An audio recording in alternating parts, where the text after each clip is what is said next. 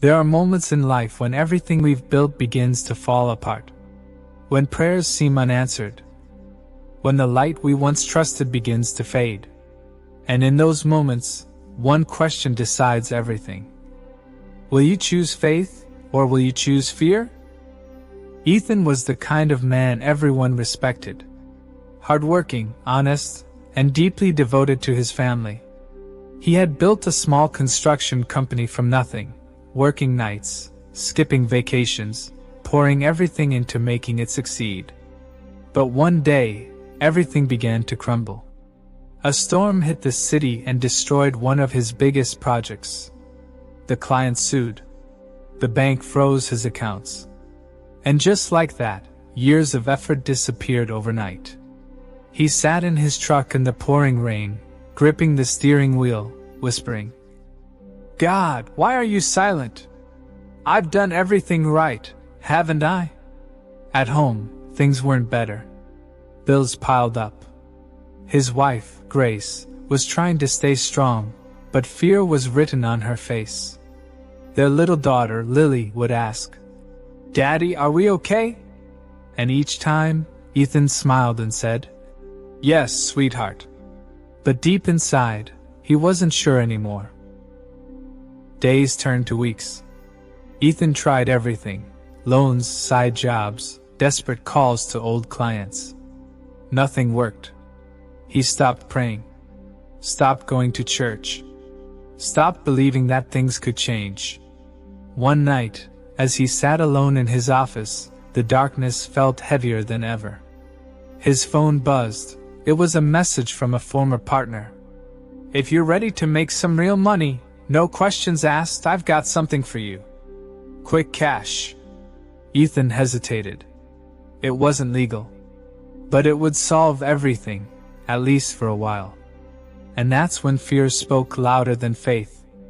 A voice inside whispered, "God isn't coming.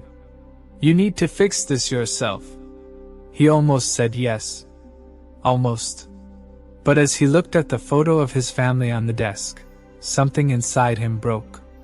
He knelt down on the cold floor, covered his face, and whispered for the first time in weeks, "Lord, if you're still here, show me what to do." The next morning, Ethan woke up to a text message from Grace. "There's a new church opening near the old park. Let's go tonight. Maybe it'll help." He didn't want to.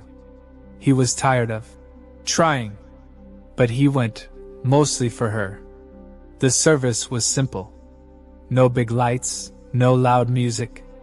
Just a small group of believers worshiping with tears in their eyes. When the pastor began speaking, his words cut through Ethan's heart. "Sometimes God doesn't calm the storm, because He's teaching you to trust Him in the rain." Ethan froze. It felt as if the words were meant only for him.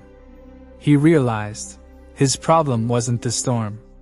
It was that he had stopped believing God could bring him through it. Tears rolled down his face. That night, he made a choice, not to fix everything, but to trust again. The days that followed weren't easy. Nothing magically changed.